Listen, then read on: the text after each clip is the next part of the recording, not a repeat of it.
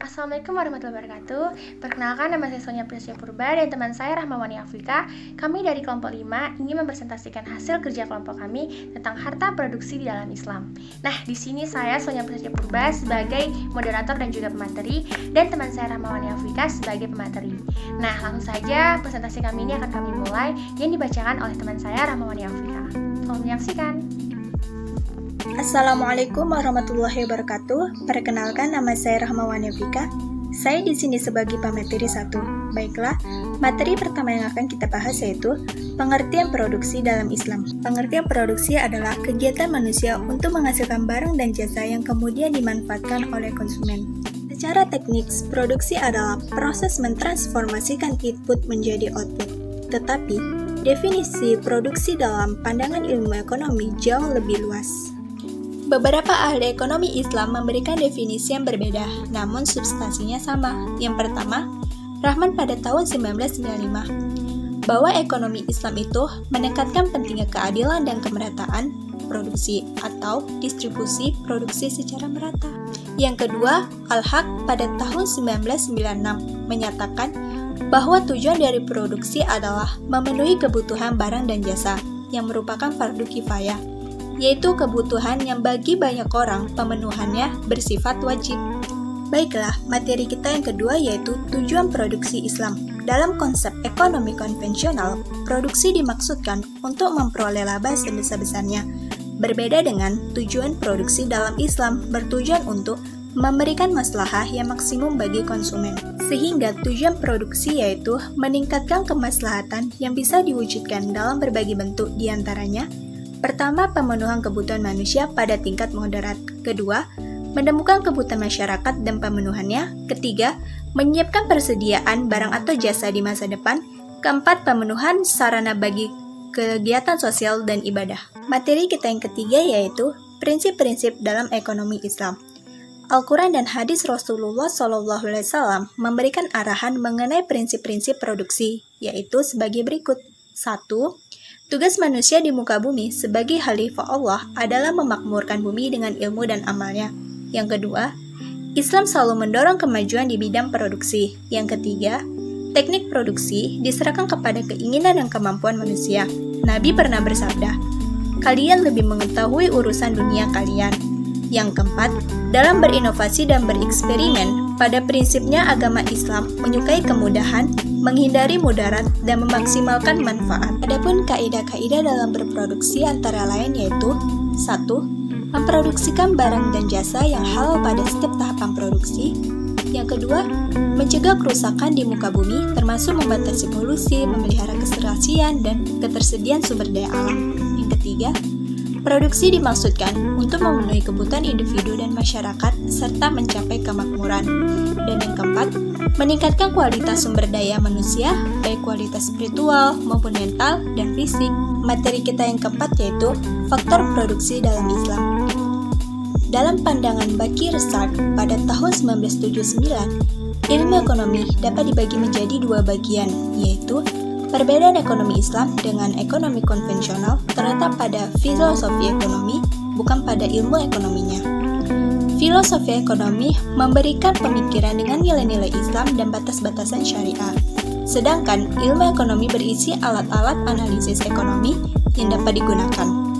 Dengan kata lain, faktor produksi ekonomi Islam dengan ekonomi konvensional tidak berbeda, yang secara umum dapat dinyatakan dalam 1. Faktor produksi tenaga kerja. Yang kedua, faktor produksi bahan baku dan bahan penolong. 3. Faktor produksi modal. Baiklah, demikian penjelasan dari saya. Selebihnya saya kembalikan kepada moderator. Produksi dalam pandangan Islam.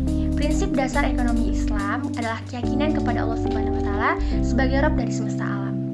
Dengan keyakinan akan peran dan kepemilikan absolut dari Allah Rabb semesta alam, maka konsep produksi dalam ekonomi Islam tidak semata-mata bermotif memaksimalisasi keuntungan dunia, tetapi lebih penting untuk mencapai memaksimalisasi keuntungan akhirat.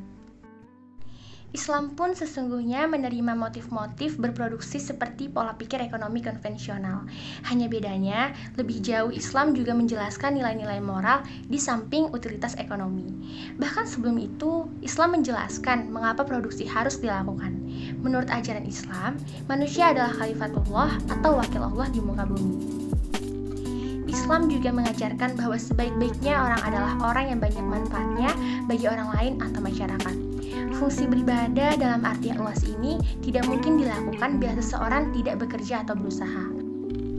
Bagi Islam, memproduksi sesuatu bukanlah sekedar untuk dikonsumsi diri sendiri, tetapi untuk dijual ke pasar ataupun untuk orang lain.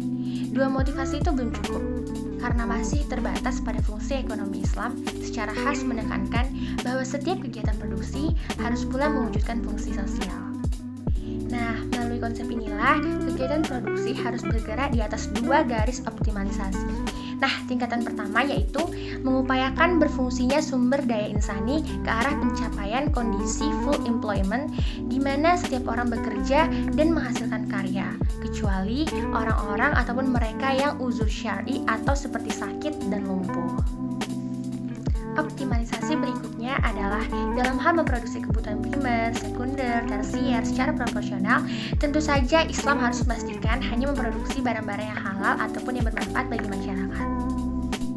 Nah, pada prinsipnya Islam juga lebih menekankan berproduksi demi untuk kepentingan orang banyak, bukan hanya sekedar untuk diri sendiri sehingga memiliki daya beli yang lebih baik. Karena itu bagi Islam, produksi yang surplus dan berkembang baik secara kuantitatif maupun kualitatif tidak dengan sendirinya mengindikasikan kesejahteraan bagi masyarakat. Apalah artinya produk yang menggunung jika hanya bisa didistribusikan untuk segelintir orang yang memiliki uang banyak. Selanjutnya F, nilai-nilai Islam dalam berproduksi.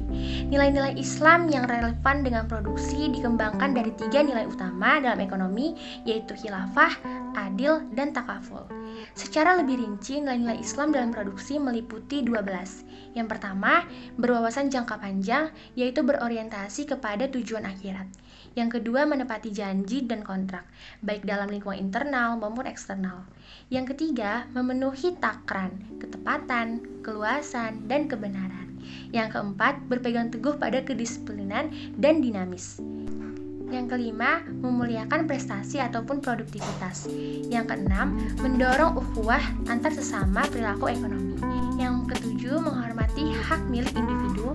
Yang kedelapan, mengikuti syarat sah rukun akad ataupun transaksi. Yang kesembilan, adil dalam transaksi. Yang kesepuluh, memiliki wawasan sosial. Yang kesebelas, pembayaran upah tepat waktu dan layak. Dan yang terakhir, menghindari jenis dan proses produksi yang diharamkan dalam Islam. Nah, baiklah teman-teman semuanya, kesimpulan dari makalah kami yaitu kegiatan produksi merupakan mata rantai dari konsumsi dan distribusi. Kegiatan produksilah yang menghasilkan barang dan jasa, kemudian dikonsumsi oleh para konsumen. Tanpa produksi, maka kegiatan ekonomi akan berhenti. Begitu juga sebaliknya. Nah, untuk menghasilkan barang dan jasa, kegiatan produksi melibatkan banyak faktor produksi. Beberapa implikasi mendasar bagi kegiatan produksi dan perekonomian secara keseluruhan antara lain, seluruh kegiatan produksi terikat pada tataran nilai moral dan teknikal yang islami.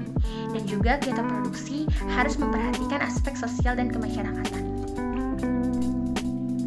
Baiklah teman-teman semuanya, sekian hasil presentasi kami. Mohon maaf jika banyak kesalahan atau kekurangan dalam hal penyampaian materi. Semoga materi yang kami jelaskan ini dapat bermanfaat buat banyak orang, terutama untuk kita yang sedang menjalani kuliah daring. Wassalamualaikum warahmatullahi wabarakatuh.